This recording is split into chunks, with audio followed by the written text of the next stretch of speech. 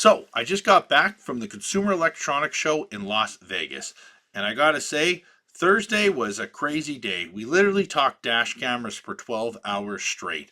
I hung out with Ariel from Vortex Radar, Matt from Seattle Dash Cameras, Robert from Retro Car Guy, and Chuck from Panzer Platform. And literally, all we did was talk about dash cameras for 12 hours straight. And then it ended with us going for dinner with 70 Mai because we were invited to an event to talk about more dash cameras. And so, yeah, anyways, 12 hours straight of dash cameras, non-stop. And then Friday I flew home. So it was in and out in about 24 hours. Needless to say, we did meet with a lot of different brands. And some of those brands are, well, Blackvue, 70 Mai, AZ Dome, MCNEX, Niantic, Nextbase, and Vueroid. And we're going to break down what we've seen from all these different brands. And we also seen Waymo. Waymo's got some crazy self-driving cars and 360-degree dash cameras, which probably no one is ever going to buy unless they buy a car with them all built in. But let's break down what all the new products are that we're expecting to see in 2025. So we went to the Blackvue booth, and first thing when we got in there, I looked at one of the ladies and I said, "Hey, what do you got new and exciting coming this year? I heard you got some stuff in the back burner." And she came up to me and was basically spilled the beans on all the new products. And later when I talked to the other Blackvue representative, he told me, "Please don't tell anybody about this." But the funny thing was, when I went to talk to Ariel from Vortex Radar and Robert from Retro Car Guy, they all knew the information. And Ariel even had the guy on camera spilling the beans on all the new products. So there's not going to be much more new if you've already heard Ariel's video on Blackvue. But basically, they are going to be releasing a 4K front, 4K rear, normal dash camera, and a box unit. They're also looking at offering a 4K front, 2K rear dash camera. They are looking at using Sony Starvis 2 image sensors, and from what I was also told, they are going to be using Novatech processors. So a lot of things are changing in Blackvue. I'm excited to see what they're going to have, but we are talking March, April release. And keep in mind, just because it's going to be 4K front, 4K rear, doesn't mean it's going to be good. Everything needs to be executed correctly. They need to make sure that they have the lens in focus, need to make sure it works in high heat. But I know he did tell me they are going to be releasing an impact-only, low-energy parking mode, similar to what we've seen on Vueroid and ThinkWare's dash cameras. Okay, so we went to the Vueroid booth in the Venetian at the CES 2025, and we talked to James. James is in charge of all S-Series Vueroid dash cameras. If you're not familiar with Vueroid, Vueroid is made in Korea, and they are kind of a new upcomer in the dash camera market. And where they're well known is on the D21 4K, which we've been selling for about a year now. It takes very high heat and has very low current draw options while parked, so that you don't have to worry about your battery dying because it actually has this low current draw impact detection. So the new S1 that's coming out is now going to have 4K 60 frames per second. It's only going to do HDR at 4K 30 frames per second. It is going to use the Starvis 2. It's going to have a rear 2K Starvis 2 image sensor as well, and an optional interior camera, which is 1080p with a Sony Starvis 1. Now, the other thing it's going to have is going to have the low current draw parking mode, which is great.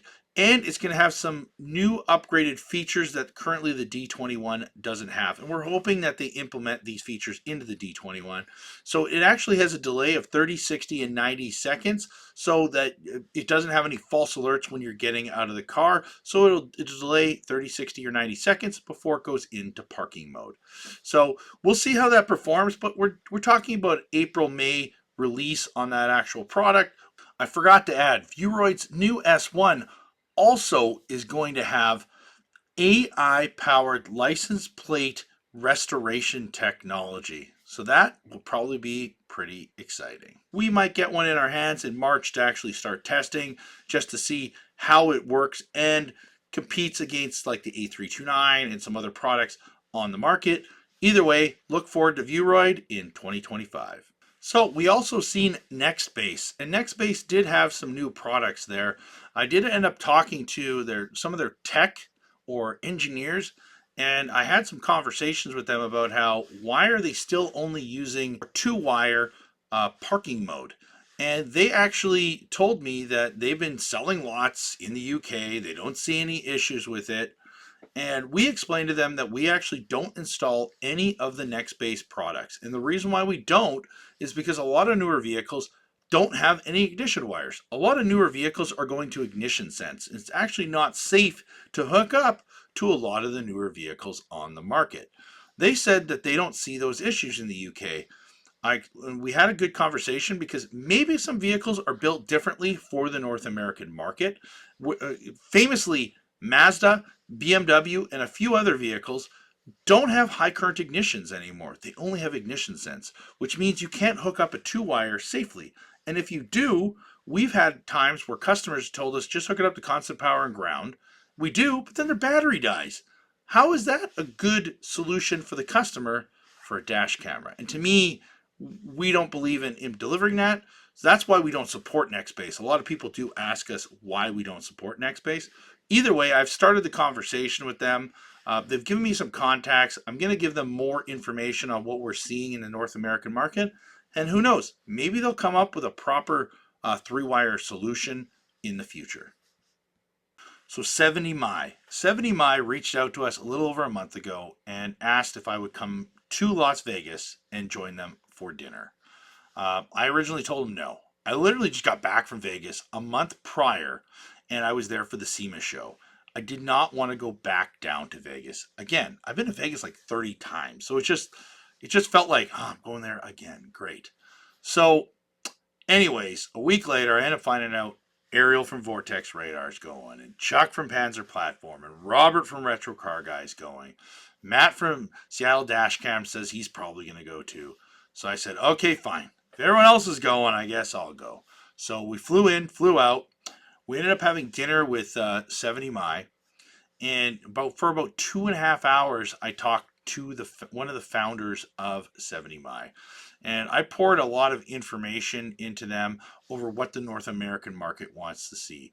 And there was little things that I brought up to him. For instance, like, like some of their dash cameras have like a silver around the lens. I said, you should get rid of that. People really want it to look black. They want it to blend in. Like having it look silver kind of stands out like a sore thumb, right? And you really don't want it to stick out. People want it to blend in. A lot of housings behind rear view mirrors are black in color. You don't want people to see it. Plus, if it's dark at night, you don't want a silver lens kind of sticking out, but you want it to look black so it blends in with the vehicle. Right. We also talked about some of their cable management on the dash cameras and how some of them, the cable management doesn't look good. Some of the newer units, it looks like they're doing a better job of it. So we'll see. And I know some of their newer units, they're using super caps and they're getting away from the batteries. So some improvements are happening. Now, I did have to make fun of their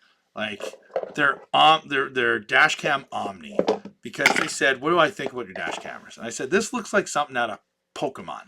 So what do I do? And they said, well, it is available in black. I said, okay, good. They said, we'll give you one for you to play with. So, okay.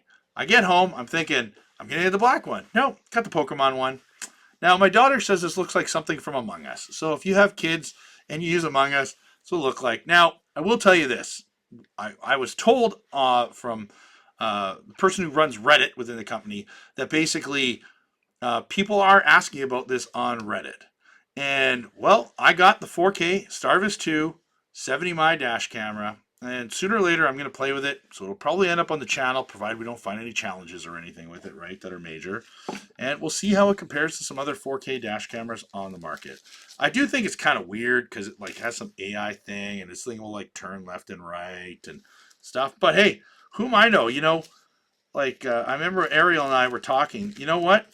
It's great that these dash cam companies are innovating. Some of the innovation though doesn't pay off, but at least these companies are trying, and that's a real big thing. Because you really don't want companies to stop trying. You want them to continuously try and innovate. But I will tell you, I'm excited to see what 70 Mai does. But at the end of the day, it all comes down to whether they're going to take action on any of the feedback we gave them going forward. So while we were down there, we also seen Waymo. We didn't talk to anybody there, but they have a whole whackload of crazy self-driving cars with more cameras on the vehicle than you can imagine. And I made a little video here talking about people who want 360-degree cameras, and this realistically is what a 360-degree camera should be working. And take a look at this video. Looking for a 360-degree dash cam? I think I found it. I don't think it's going to be cheap though.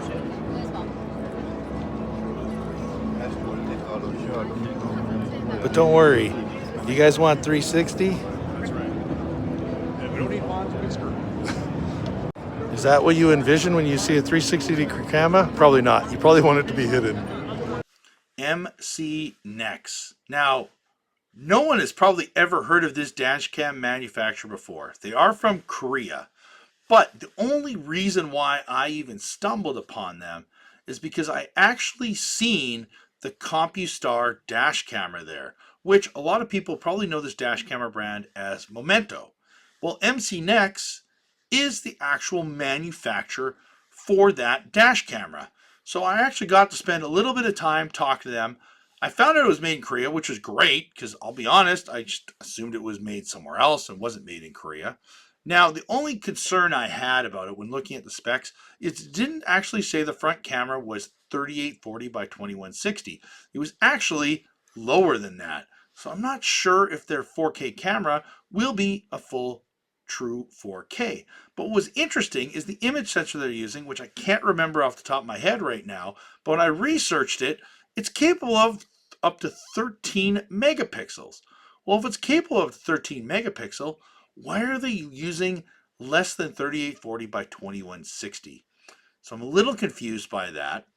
But the actual size of this dash camera is by far one of the smallest 4K dash cameras we've ever seen on the market. This is an iPhone 16 Pro, and this is the new M8 Momento dash camera. Look how thin that is. It's as thin as a phone, and it has radar built in for a dash camera. It's extremely slim, which is quite amazing. But keep in mind, and they have it available in 1080p, 2K, and 4K. And maybe we'll end up seeing Momento sending us a dash camera to play with on the channel. I'll see. We are in contact. We are talking with them. And who knows? Maybe this gives the ThinkWare U3000 a run for its money. So we went by AZ Dome, or some people might even know them as LINGDU. And we've installed a few AZ Domes over the years. I've actually gone through and we talked to them for a little bit. I didn't talk to them too much. I kind of glanced at their products. A lot of their products I don't find too interesting, unfortunately. I know a lot of people on Reddit and everything really like it, and I'm glad that you do like it. But I didn't really see anything that had like the latest, greatest image sensors. And I didn't really see anything that was appealing to me when it came to like parking mode.